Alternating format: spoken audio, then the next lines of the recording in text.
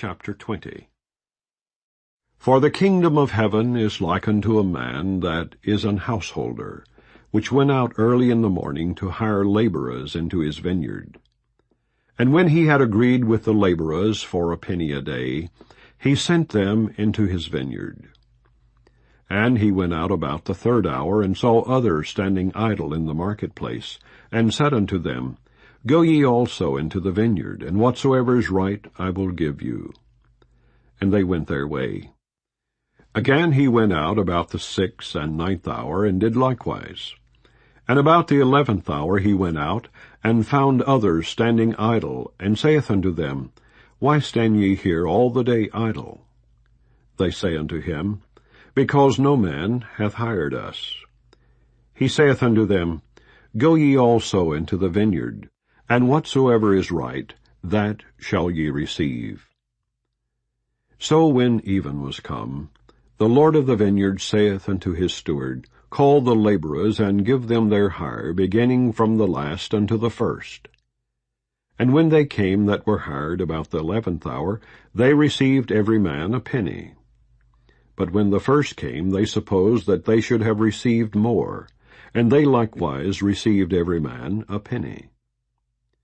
And when they had received it, they murmured against the goodman of the house, saying, These last have wrought but 1 hour, and thou hast made them equal unto us, which have borne the burden and heat of the day. But he answered one of them, and said, Friend, I do thee no wrong. Didst not thou agree with me for a penny? Take that thine is, and go thy way. I will give unto this last, even as unto thee. Is it not lawful for me to do what I will with mine own? Is thine eye evil because I am good? So the last shall be first, and the first last.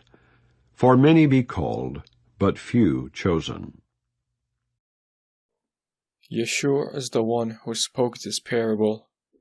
Note how Yeshua tells his steward it is time to pay the laborers, and he sent him to go get the laborers, beginning from the ones he got during the 11th hour to the ones he got from the first hour.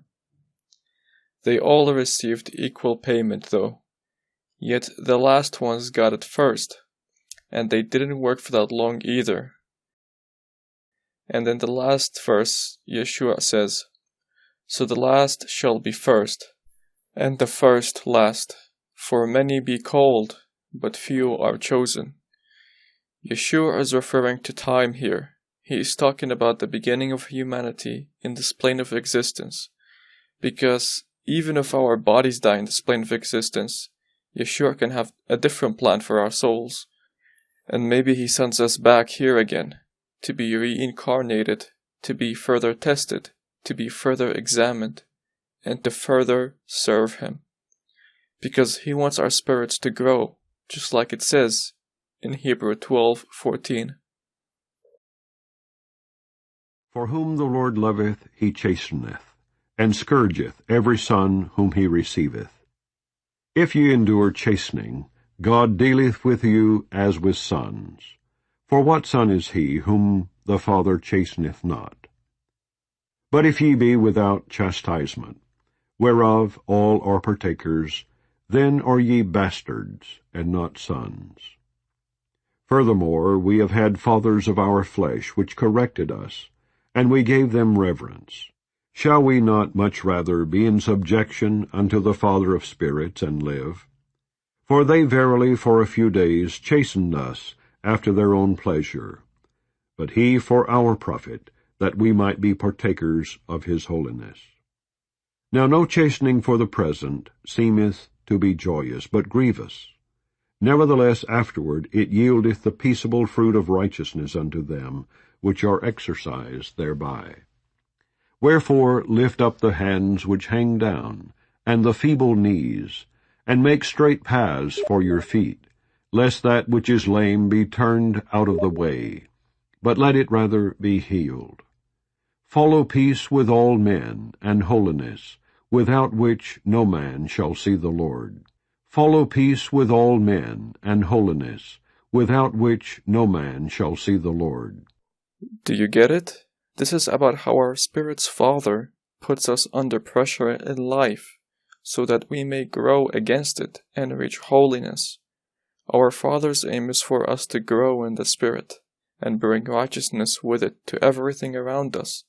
That is all this whole world is about. Not advancements in technology. That comes after our growth in the Spirit, because technology is power, and just like any power, it is followed by responsibility, which is obtained through holiness, or else it leads to corruption. Just look at the humans of this day and age, and the children of this new generation, and you will understand what kind of corruption I'm talking about. And so, that is why the Bible says, without holiness in our spirits, we can't see the Lord. Because if there is not holiness, there is corruption. And our Father will help you fix that. And so, this is why Yeshua says, the first will be last, and last will be first. Because in reference to beginning of humanity, we are yet to grow. And so, he picked a vineyard in his parable to exemplify how our spirit's growth is just like grapes and olives in a vineyard. And just like in any vineyard, there is bound to be some grapes or olives that don't mature fully, or branches that get eaten away by pests or winds that can break off the branches. But take a look at Romans 11:17. For if the first fruit be holy, the lump is also holy. And if the root be holy, so are the branches. And if some of the branches be broken off, and thou, being a wild olive tree, wert grafted in among them, and with them partakest of the root and fatness of the olive tree, boast not against the branches. But if thou boast, thou bearest not the root, but the root thee. Thou wilt say then, the branches were broken off, that I might be grafted in. Well, because of unbelief they were broken off, and thou standest by faith. Be not high-minded, but fear. For if God spared not the natural branches, take heed lest he also spare not thee. Behold, therefore, the goodness and severity of God. On them which fell, severity, but toward thee, goodness, if thou continue in his goodness. Otherwise thou also shalt be cut off. And they also, if they abide not still in unbelief, shall be grafted in. For God is able to graft them in again. For if thou wert cut out of the olive tree, which is wild by nature, and wert grafted contrary to nature into a good olive tree, how much more shall these, which be the natural branches, be grafted into their own olive tree? It talks about how we, as servants of Yeshua, are like an olive tree. And so some of the branches break off because of unbelief or sin. Yet, Yeshua does not abandon us to the soil to be recycled. He can graft us back into the olive tree to keep growing. If you don't know what grafting is, I suggest you research it. To finish off explaining Matthew 20:16, take a look at the words called and chosen. Called really means invited, and chosen means elected. We, when we are born in this world, are invited to the kingdom of heaven. But few of us will be elected for it, in an order beginning from those whose spirits are the most matured to the ones that are least matured, and so the first will be last, and the last shall be first. Now I know what you are thinking. What in the world does this have to do with the coronavirus? Bear with me, I'm getting there. We are dealing with the worst types of criminals in the world here. They have a lot of money, they control the human civilization, and worst of all, they have the authority. But just like any criminals, they leave patterns behind. But these criminals actually intend to leave patterns behind to signify a spiritual meaning. You guys know what this represents? Tell us, sir. don't know, maybe it's the calm before the storm. What's the storm? Could be the calm before the storm. What storm is We have the world's great military people in this room, I will tell you that. And we're going to have a great evening. Thank you all for coming. What storm, Mr. President? You'll find out. What storm, Mr. President? You'll find out.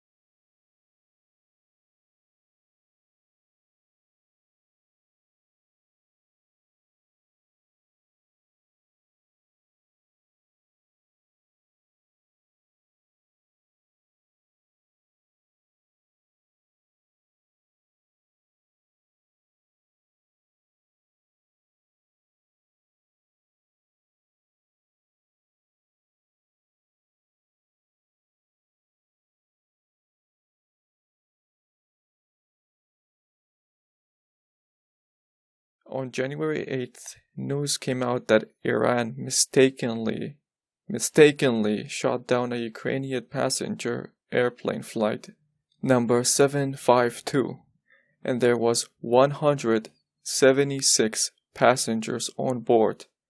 And of course, there was no black box released, but news tried to paint it as if it were recovered, then later discovered that it was damaged.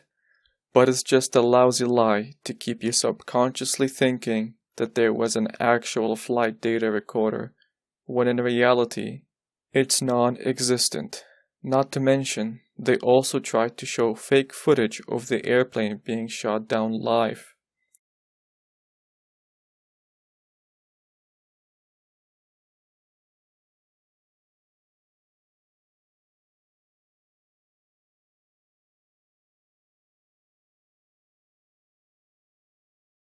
Yeah, anyone in their right mind will go in the middle of the night and film the night sky for no damn reason. Moving on January 11th, protests were held in Iran that the government is lying, and the news came out that the scum at the United Nations discarded 7 countries from voting on their 74th General Assembly because they were not giving them enough money. All this is connected. You will see in a bit.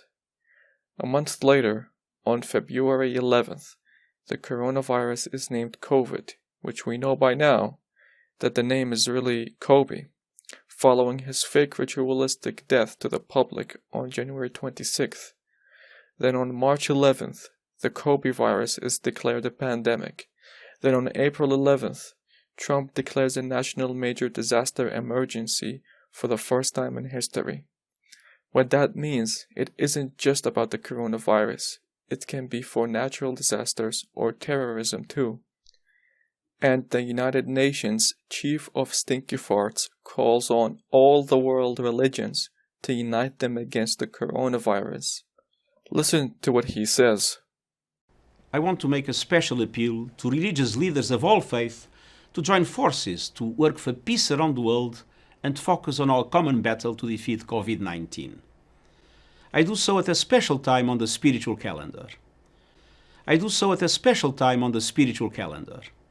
He is openly admitting that he picked April 11th as a spiritually meaningful time. Of course, he's not going to tell you really why. So we see this reoccurring theme where most important news is coming out on the 11th, or at least close to the 11th, in both an organized manner and unintentional manner. But be careful calling it a coincidence. Trust me, the designers of human Babylonian civilization are not lazy, nor is our Almighty Heavenly Father. Let's start with the beginning, to figure out what is really going on. On January 11th, United Nations makes news that they are discarding 7 nations from the voting during the 74th General Assembly of the United Nations. Then we have the orchestrated Flight 752 shootdown in Iran, which had 176 passengers on board. We have to look into the numbers to get inside the head of these spiritual criminals. The numbers 752, when broken down, is 77, and the number 176, when broken down, is also 77. This is how we can figure that out. We must add the lowest numbers together in pairs and leaving the biggest number from the figure alone. So 752 equals 7 by itself, and 5 plus 2 equals 7. And together with the 7 that we left alone is 7, 7. This is a method I have discovered, and I call it lone pairing, where the 2 lowest numbers from a figure join together to form a 2-figure number. Continuing on, we know that 752 is now 7, 7. And when you add all of the numbers together, 7 plus 5 plus 2 equals 14. And the number 14 is the sum of 7, 7 being added up together. And using multiplication from both sides yields the number 70. And when you do division, you get the number 0.7. So that's the airplane number, and it signifies the number 77. So now let's move on to the passenger number, and it is 176. Right off the gate, we apply my lone pairing method, and we can get the number 77. And if we add the numbers all together, it comes to 14, which is really the sum of 7 and 7 together. And if we multiply the numbers together, it is 42. However, it should come out to 43 because the 1 in the equation serves no purpose, so it must be added in, and the number 43 is really the number 7 when added together. And when we divide the numbers with each other, 1 divided by 7 divided by 6 is 0.023. So to me, these numbers are more than enough evidence to convince me that this was a ritualistic sacrifice for something. But what is that something, you ask? The United Nations is behind this ritual. They intentionally discarded 7 countries to signify the importance of the number 7. So what is it about the number 77 that is so important to them? This is about their General Assembly, their 77th General Assembly, which will be the last General Assembly they will hold before a global satanic government is placed on humanity.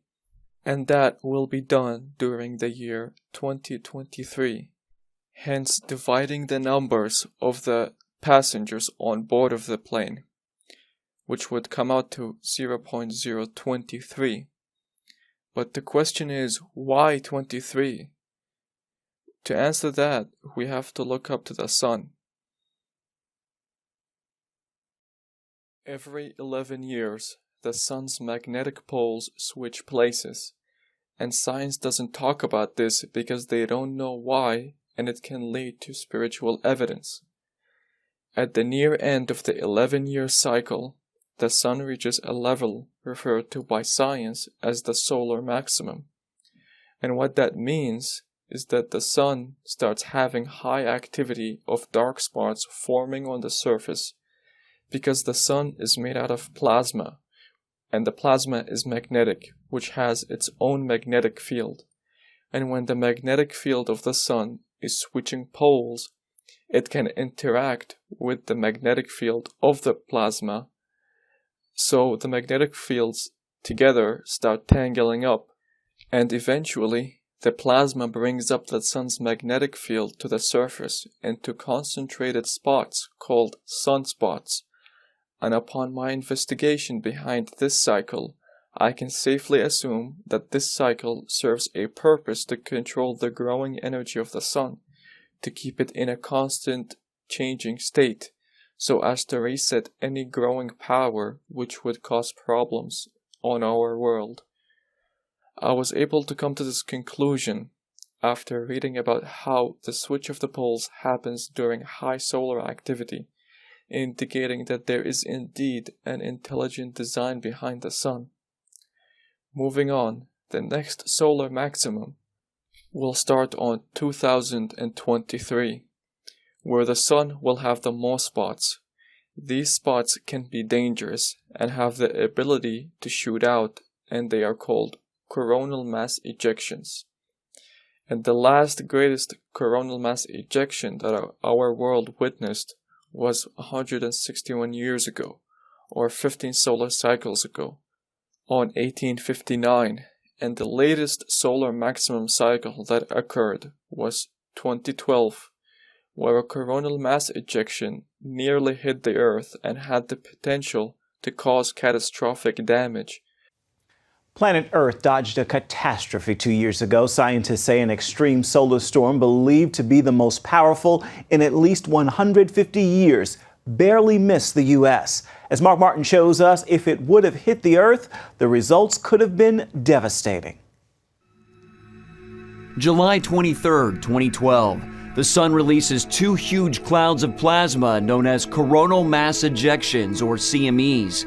Scientists say they combined their energy into one superstorm, which plowed through the orbit of Earth just a week after the planet had moved through that part of space. In other words, if the solar storm erupted only 7 days earlier, Earth would have taken a direct hit. Daniel Baker of the University of Colorado told colleagues from NASA, if it had hit, we would still be picking up the pieces. I have come away from our recent studies more convinced than ever that Earth and its inhabitants were incredibly fortunate that the 2012 eruption happened when it did. Analysts say a direct hit by an extreme coronal mass ejection, like the one in July 2012, could be catastrophic, leading to widespread power blackouts. In fact, a study by the National Academy of Sciences found the total economic impact could be more than $2 trillion. That's 20 times greater than the cost of Hurricane Katrina. In today's technology-driven world, the solar superstorm could have done serious damage from your home all the way up to space. It could have disrupted spacecraft, satellite communications, GPS, airplane flights, and the power grid, which could have knocked out power from businesses to houses. Without the electric grid, well, of course, there's no power. There's also no water. There's also no communications, no transportation, no medical care. The financial system would be down. The environmental effects would be catastrophic at a level that we've never seen before. In addition, it could take years to repair multi-ton transformers. Scientists compared the July 2012 storm to a solar storm called the Carrington event in 1859. That storm had such an impact on Earth, the so-called northern lights could be seen from the equator, and it disrupted the world's telegraph system, even causing fires at some telegraph stations. Comparing the 2012 solar storm to the blast from the sun in 1859, Baker said, the only difference is it missed. That is why Hollywood made a movie about the world ending on 2012. That is why the Mayans ended their calendar on 2012. And that is why they orchestrated the greatest public ritualistic sacrifice, which happened on 2001, September 11. They picked the date 9/11 to do the satanic ritual specifically on 9/11, 2001, to signify that this is the 9th solar cycle out of the 11 final solar cycles, where the final one, which brings the apocalypse with it, would happen on 2023. And the 9/11 date also spiritually signifies that the world is in the 11th hour in respect to the 9th hour, as Yeshua spoke in his parable between Matthew chapter 20, verse 1-16. Not to forget, the parable ends on chapter 20, verse 16. Now, if you flip the 16, you get 2019, and that's when the artificial virus started. Still not convinced? Let me take you back to the Bible and show you that Yeshua himself signifies that when the satanic ritual of 9/11 happens, the world will be at the 11th hour. In Matthew 24, just before Yeshua starts speaking about the signs of the end times, his disciples go into the second temple in Israel to show Yeshua the buildings of the temple and its beauty. And Yeshua says the following, See ye not all these things? Verily I say unto you, there shall not be left here one stone upon another, which shall not be thrown down. What he is saying here is that the second temple will be destroyed, not just destroyed, but utterly destroyed, where the foundation will be absolutely erased, hence him saying, there shall not be left here one stone upon another, that shall not be thrown down. He is foretelling the future destruction of the second temple, which would take place on the year 70 AD, 11th month and 9th day of the civil year. That's 9/11, okay? Keep that in mind. In history, it's called the 9th of Av, meaning the 9th day of the 11th month. And this is how the destruction unfolded. About 40 years after Yeshua was crucified, the Jewish population rebelled against the Roman Empire. 4 years later, on 70 AD, 9th of Av, Roman legions under the command of Titus besieged the Jews and tried starving the people out to the point where mothers ate their own children and people began piling up dead. Eventually, the Romans breached the walls, and Titus gave command to his Roman legions to not torch the second temple because he knew it had lots of riches in gold and silver. But the Romans defied the orders out of hate to the Jewish people, and torched the second temple anyway, along with its gold and silver. The gold and silver melted in the heat of the fire between the stones and the foundation. The Romans then figured out that the gold had seeped into the rocks and the foundation of the temple, so they began dismantling it one by one to pry off the gold and silver. Thus, the fulfillment of Yeshua's prophecy of the second temple being destroyed and how no stone was left upon another in Matthew 24. This story was documented by a Jewish historian, Josephus. The satanic sacrificial ritual, which happened on 2001, September 11th, was also a reenactment of the destruction of the Second Temple, which also took place on 9/11. Take a look at the memorial of the 9/11 site in New York. Brothers and sisters, there is not a single stone upon another on both of the sites. The foundation of the Twin Towers is completely erased, hence the two empty cube spaces in the center, to really signify that no stone was left upon another here. Now, what kind of memorial is this? It is dark to see this huge pit with water dripping down in it.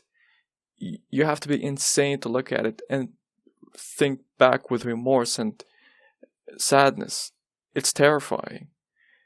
And just as the Romans went through the stones of the temple to extract gold and silver, the same was done for the debris and rubble of 9/11. In the months following the destruction of the Twin Towers, every ounce of rubble that left Ground Zero was meticulously combed through in the effort to recover every possible human remain. That's when we decided the very least that we can do. If we can't bring them home to their families alive, then we'll stick it out and bring them home to their families. There wasn't a piece of rubble that left that pit that wasn't gone over with a fine-tooth comb. This practice went on until the end of the removal operations. The big pile that you see in the background there is what remains of one of the towers. A tractor basically comes in, takes a shovel full of it, and then he feathers it out across the field out there.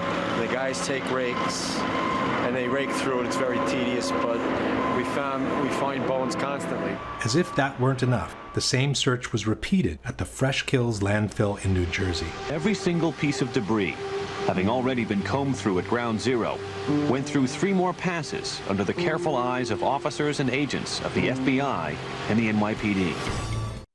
You have to know that whatever they are planning to do around 2023, it will not be natural, despite whatever the new spellcasters will say. The disasters will be artificial, and so will the plagues, just like this Kobe virus.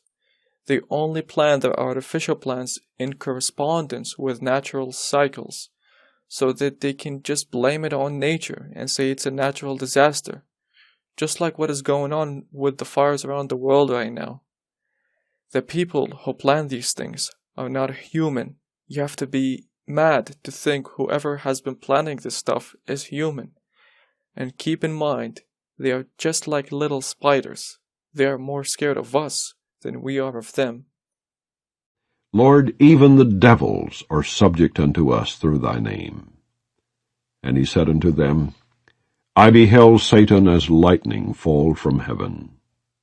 Behold, I give unto you power to tread on serpents and scorpions, and over all the power of the enemy, and nothing shall by any means hurt you. Notwithstanding, in this rejoice not, that the spirits are subject unto you, but rather rejoice because your names are written in heaven.